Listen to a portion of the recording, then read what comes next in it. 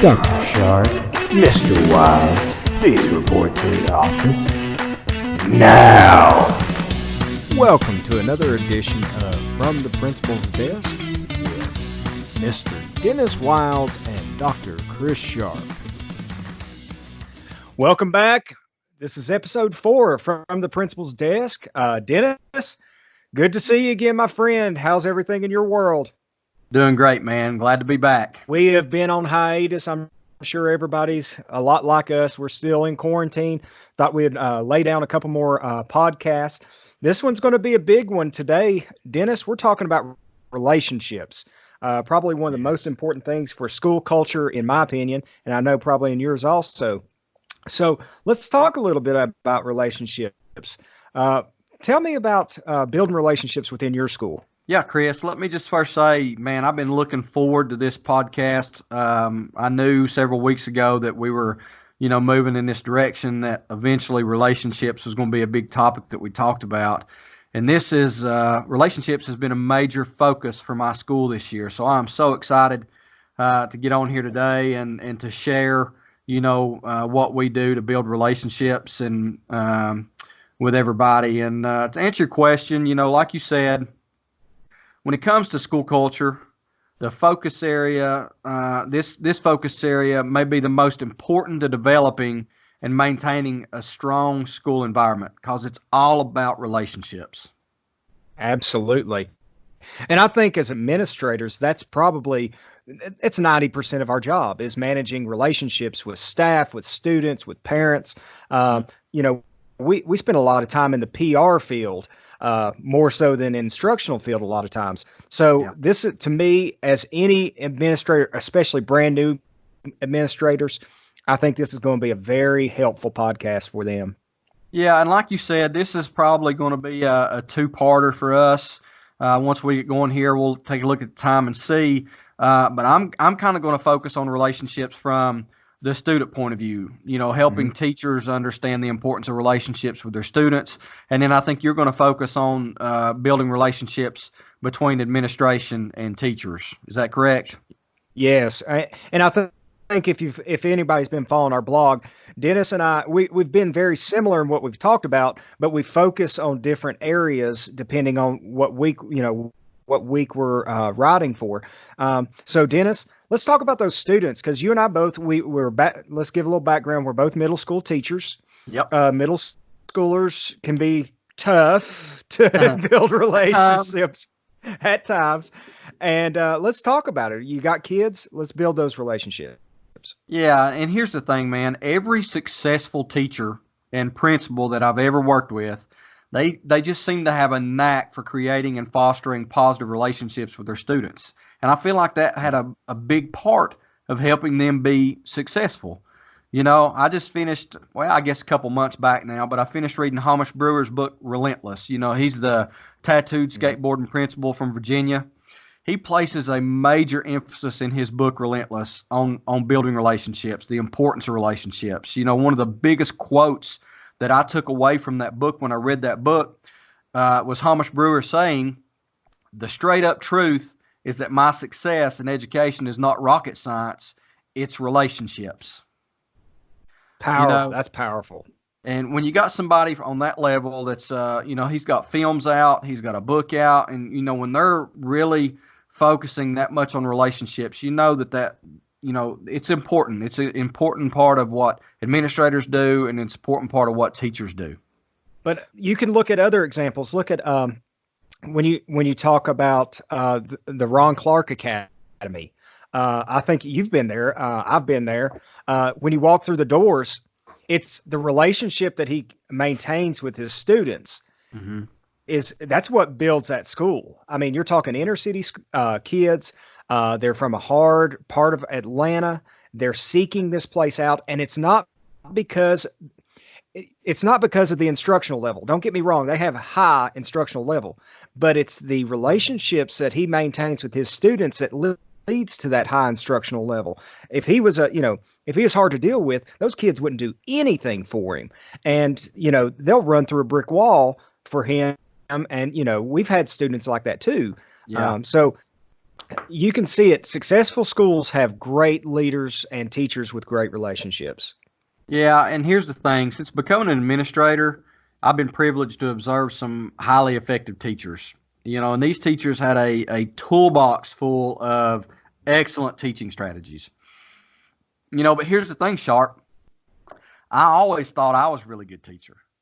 Didn't we all? Yeah, but however, after being in the classroom and evaluating these highly effective teachers, I quickly realized that many of them, man, they could flat out teach circles around me. They were aware and privy to more strategies and things like that than I was. However, when leading discussion about relationships with some of these teachers that are really highly effective, I'm also very transparent with them, and I straight up tell them that I may not have been the strongest teacher of content, but my students would run through a brick wall for me because I always took the time to develop professional relationships with my students. And that's the key thing, man, professional relationships. I always took the time to build those with my students. They knew I cared about them. Therefore, they always wanted to work hard for me. Well, and I would agree with you. I'm in the same boat. I thought I was a great teacher. I tell my staff I've been in the penthouse when it comes to test scores. I've been in the outhouse when it comes to test scores. But I thought I was a good teacher.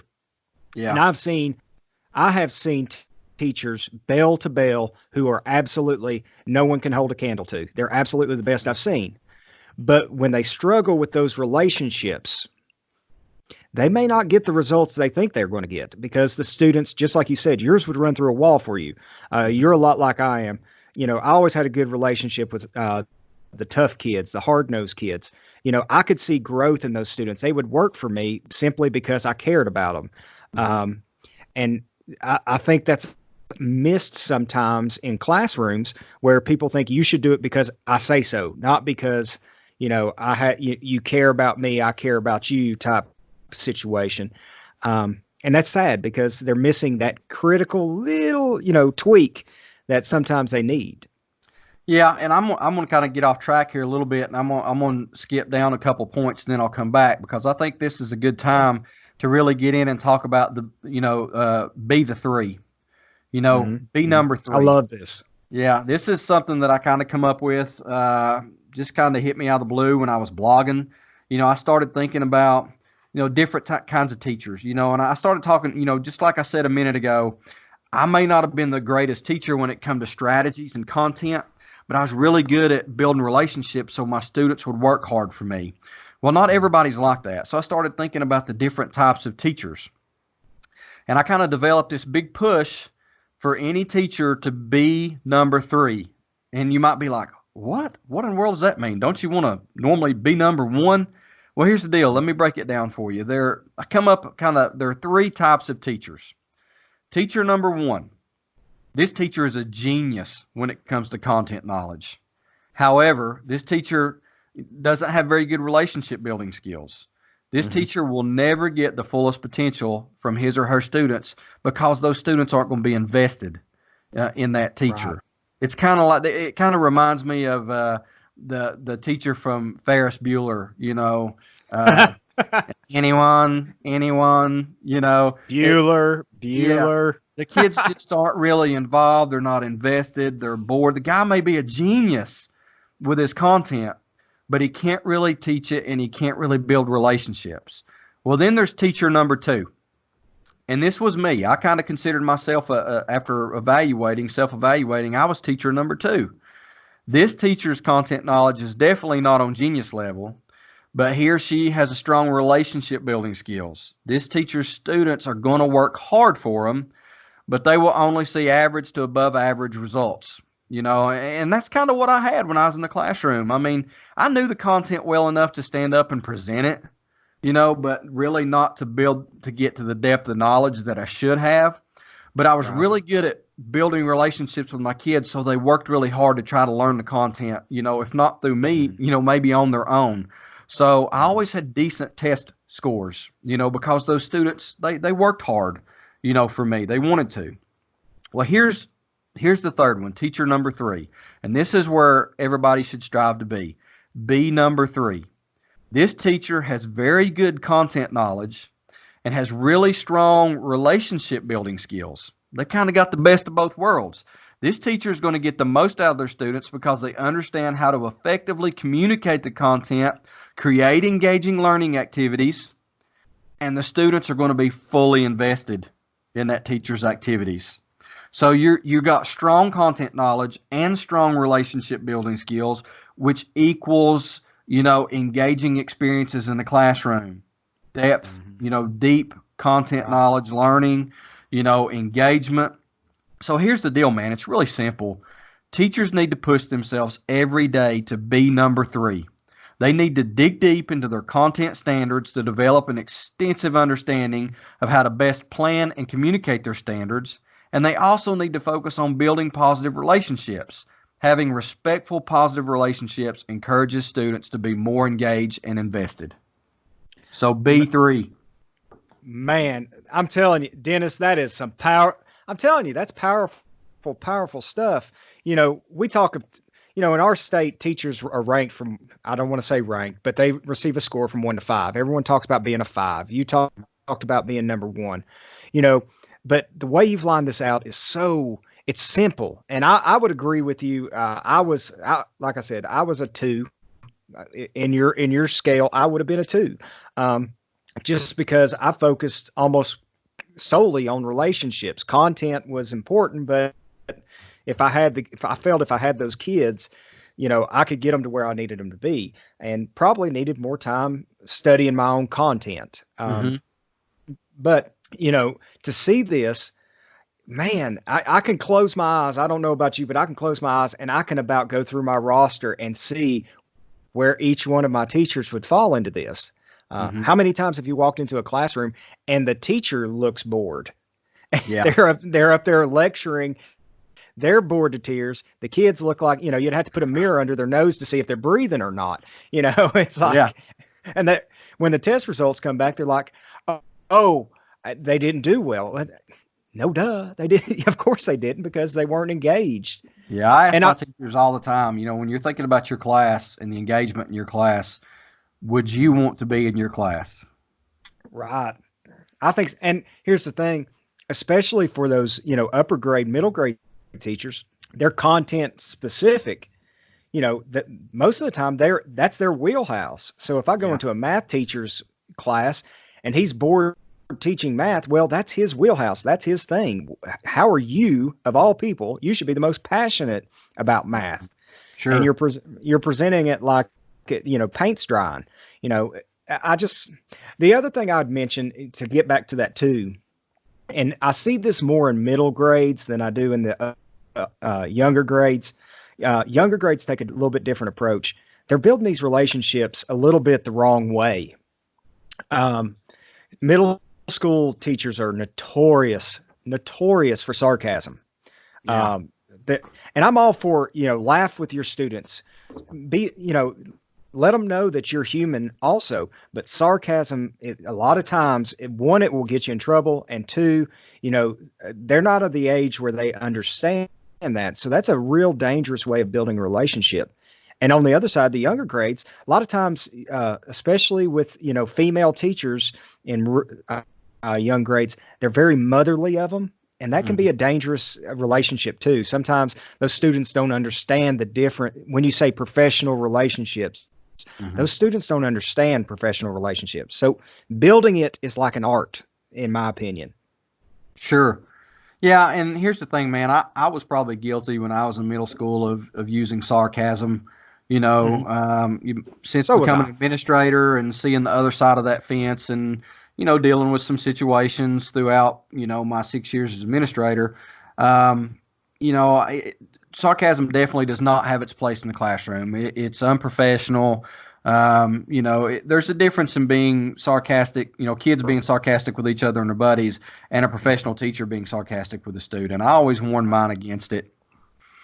I'm the same, and I've heard it, and I can think of one in particular.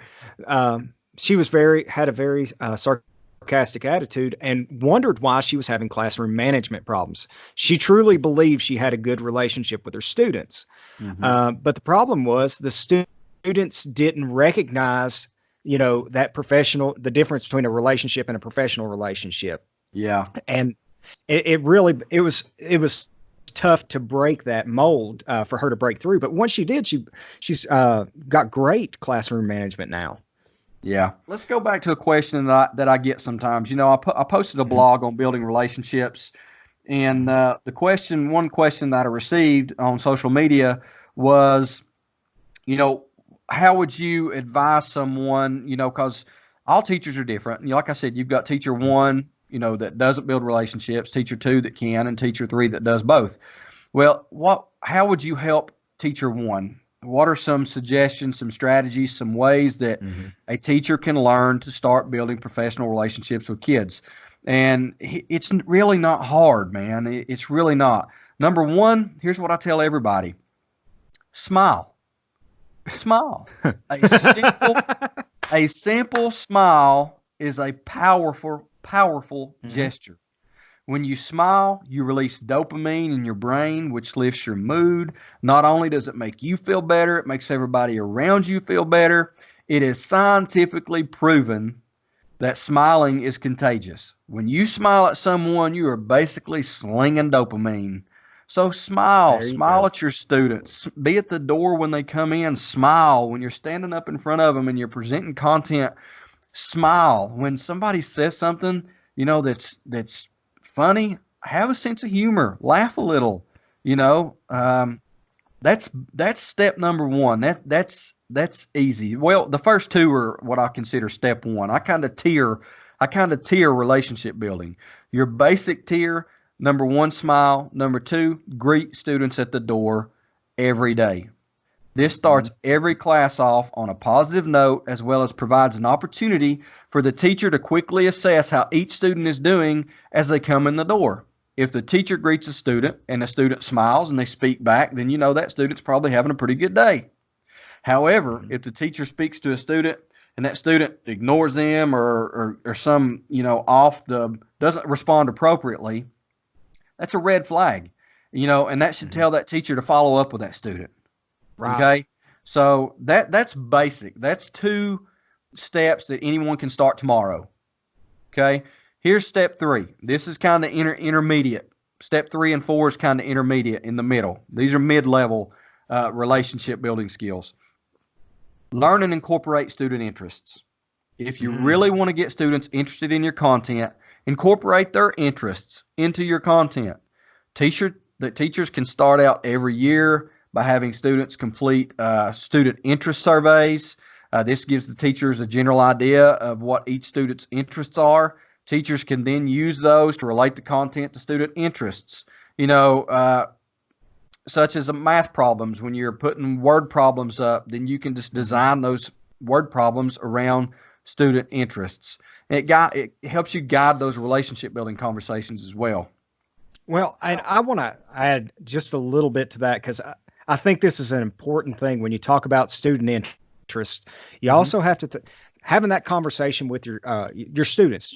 I know we talked about having beginning of the year surveys, things like that. I've done that. A lot of times just talking with your kids, just have a conversation with them and they will tell you what they're into. Eventually they'll let you know. And listen, Google search it. I've Google searched. I didn't know what what was it? Flossing last year, the big thing last year. I didn't know what a floss was. I'd never heard of Fortnite, but you better believe when I heard 1 or 2 students talking about it, I went home and I Googled it. Sure. And the other thing I'd mention is knowing interests. Also, that helps in family relationships, dealing with parents. I've one in particular came to my school my first year. He was very upset. One of the most upset parents I've ever dealt with. I'm brand new. I'm still learning the ropes, and he's cussing and yelling and screaming. And, I show him the door and tell him he's got to go. And he comes back the next day and he's carrying his motorcycle helmet. So I used to ride motorcycles. Yeah. So after, we have a little exchange, I asked him, I said, well, what are you riding? And he told me, he's riding a Harley, whichever model it was. And, I told him about my motorcycle. From then on, because I'd taken what, 2 minutes to have a short conversation about motorcycles, we were good. I Yeah. never had one problem with that parent ever again because I cared enough about what he was into to question him. And I think that's what, teachers need to do.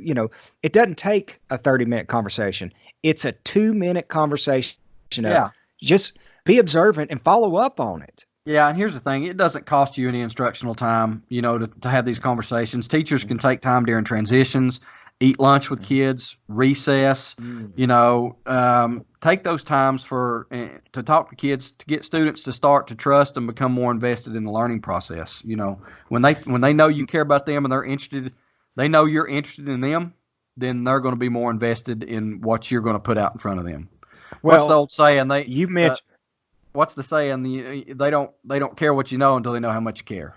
bingo. Well, and that goes what you just said. You're talking about greeting students at the door. I'm always at the door. I'm either at car riders, bus riders, or in the gym. Mm-hmm. Kids come up, the little ones want to hug, the big ones want to high five. But one of the parts of my day, every day, I do lunch duty. I think being in lunch duty, and it's not because of discipline. Listen, the other people in there, they're adults, they're professionals, they can handle it. I'm in there because that's a chance for me to interact with my students outside the classroom setting. I can Yeah. have a conversation with them. Talk to, Billy about the baseball game he had last night. He had a home run. Let's give him a high five for it. The little girl that's sitting over in the corner and hasn't talked to anybody. That's the time you find out those students that are having issues, the ones that need a little reinforcement. I can tell parents when they call asking about their children, I can tell them a lot of things just by what I've observed in that social situation. Like, Yeah. I've had students who were clinically depressed, anxiety, things like that. And they'll ask, "Have you seen it?" And I'm like, "Yes, ma'am. I've been watching them for the last 3 days, and they haven't said a word. If it were me, I suggest they probably need to talk to somebody." Yeah. Be giving yourself the opportunity to get that information and build those relationships in those social settings is crucial. Yeah. Ball games. If you're Sure. not going to ball games, you're missing the boat. It's not about being the administrator. It's about the kids knowing that you care about their interests. Band concerts, club Yeah. things. You and I both have been to so many things. Listen, I don't care about basketball. Lord have mercy. But I'll sit at every basketball game, whether I'm working or not, to cheer on my kids because I say my kids, they're like my children, Sure. and I want to cheer them on. Yeah. Yeah, man. And, that's a top level that we're getting ready to get into here in just a minute. The other mid-level strategy that you can use is after you learn about students, share about yourself. When teachers ask students about their interests, I feel it's only fair that teachers share a little bit about themselves. So when students see their teacher as more than just a teacher, for example, mine would see me, I'm a big family man. I'm a dog lover. I'm a musician. I play guitar. I'm a huge Tennessee sports fan. It helps them relate to the person leading and guiding them every day. It just Right. kind of, and it opens the door for conversations during those transitions and lunch and recess because they might share some of the same interests. So it just kind of opens the door to help build relationships there a little bit more. And then finally, man, number 5 here is the top tier of relationship building. I'm not saying it's the most important thing, but sometimes this can be the toughest thing. But this is one thing that I did that had the biggest impact. And that is attend events and parties, things like that, if you can. I know this can be tough for teachers that have families. However, I encourage all my teachers to try to attend a couple student events every year. And I try to get them to choose ones that they feel are going to have the biggest impact on relationship building. Maybe ones that are going to have, 10 or 12 of their kids are going to be at this one event. That might be an event you want to go to, Right. For elementary teachers, they may choose to spend a Saturday at booster ball games. Here, they're going to see many of their kids playing basketball and cheerleading. They may also to attend dance recitals. A lot of our little girls here are members of a dance company in town. When I was teaching, the event that I attended that had the biggest impact in my entire teaching career was a teaching partner and I decided that we were going to attend a Saturday afternoon birthday party. we had a rough group of boys that year. Not all of them, but overall, the Mm. group of boys. I'm talking probably 10, 15 boys in this eighth grade class. They were rough, mischievous, just, always into something. We were constantly in the hall dealing with these issues, disruption, disobedience, horseplay, just constantly. Several of the boys we found out were going to this party on Saturday. And the boy whose birthday it was had let us know, hey, I'm having a party Saturday. They did that a lot. Very rarely did we go. Right. But I didn't tell any of the boys that I was coming. I didn't tell the parents either. I guess we were just kind of party crashers. But I talked to my teaching partner and I said, hey, it might be a good idea for us to attend this party. What do you think about going? He's like, sure, man, let's roll. So we pulled up in the driveway, got out of my truck wearing Nike shorts, T-shirt, athletic shoes. The boys were in the front yard. They were playing football. They went nuts when we got out of the truck. Parents were on the front porch waving at us, smiling at us. I ended up playing all-time quarterback for one team. My partner ended up playing quarterback for the other team. We ate hot dogs, video games. Man, we were there for several hours. After that day, I never had another discipline issue with any of those boys. We just created a bond that day, built relationships, just by giving a few hours of my time. Those boys talk about that party all year long. Well, and that's an investment. I use the example of equity. You're building emotional equity within your Yeah. students. You're investing that, and so there's going to be a point where you have to, withdraw that. You're going Yeah. to need it. You can do Sure. the same goes with parents. And we did and we did. You're exactly right. Because when things pop up in class, you just nip it in the bud real quick. You just said, "Hey, come on, man." And they were just, that bond and that respect was there, and they just kind of straightened up. It's like all of a Right. sudden they didn't want to disappoint. So it was really cool how respected that you. worked. Yes, Yeah. it was super cool to see how that worked. So just to review, man, I encourage if you're looking for ways to build relationships in your class, smile, laugh, greet students at the door, learn and incorporate student interests, share about yourself, and try your best to attend events and parties. Invest. Mhm. Make that investment. And you'll see the relationships start to grow in your classroom. That would be Well, my advice to any teacher.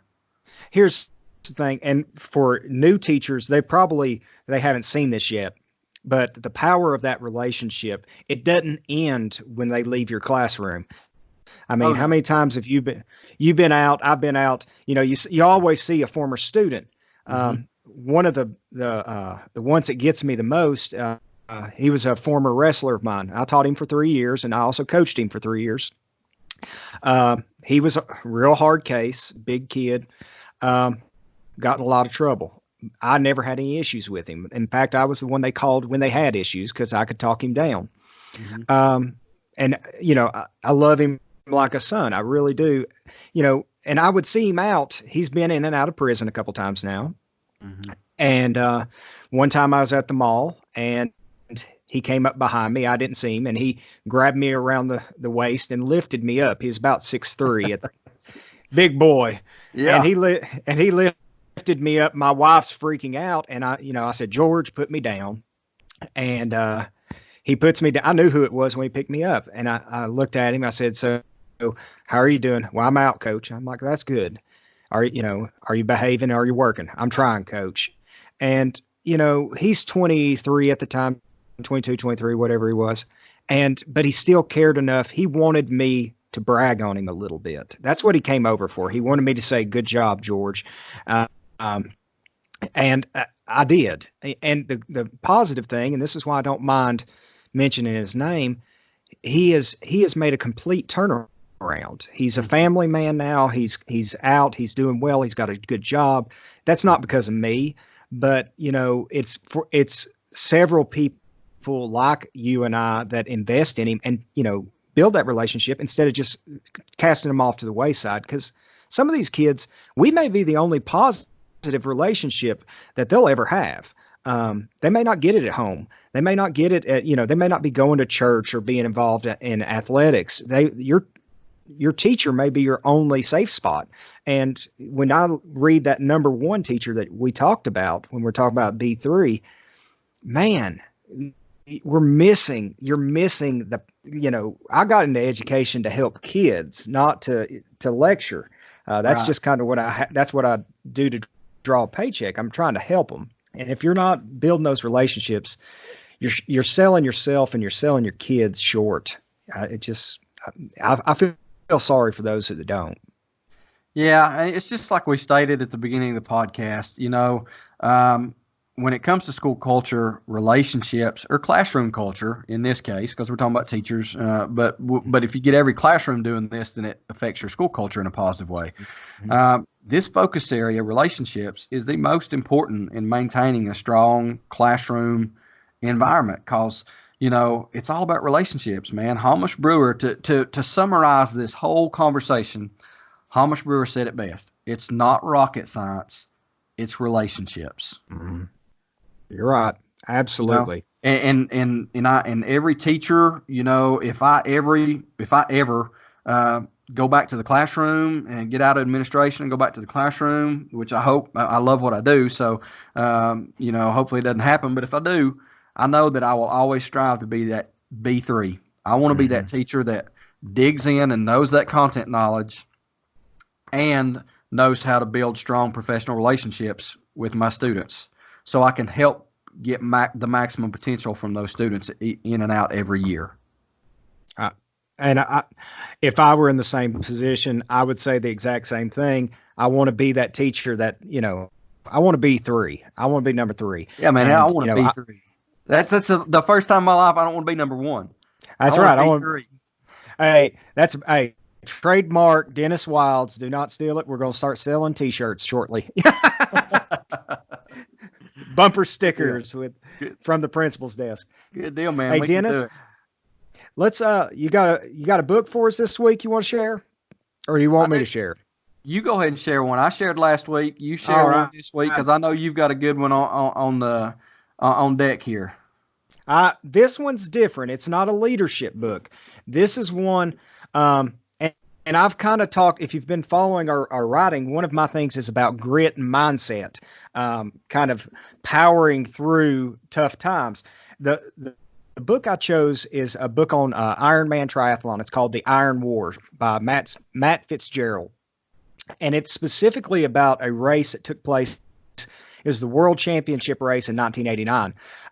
If you don't know anything about Ironman, it's swimming, biking, and running. It's a little over 2-mile swim, 112-mile bike, and then a marathon afterwards. So it's 140 miles total, 140.4 to be technical.